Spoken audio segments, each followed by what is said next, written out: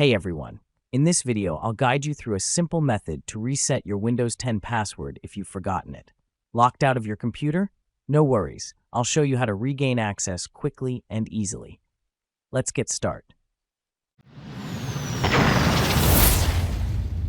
If you're on the password screen and can't log in, don't worry. From the password screen, press and hold the Shift key on your keyboard, whether you're using a desktop or a laptop.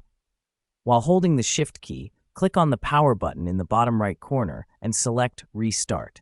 Make sure to keep the Shift key pressed until a blue screen appears. Once the blue screen shows up, you'll see three options. You can now release the Shift key. Click on Troubleshoot. We're going to reset the password through this mode. You'll now have two choices. Reset this PC. Select Reset this PC. Again, you'll see two options. Keep my files. Remove everything. Choose Remove Everything to continue.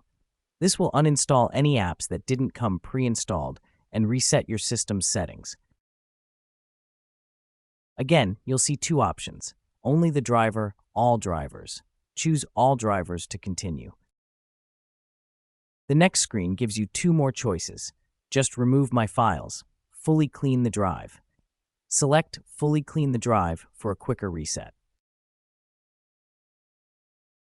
After this, you'll see a final confirmation before the reset process begins.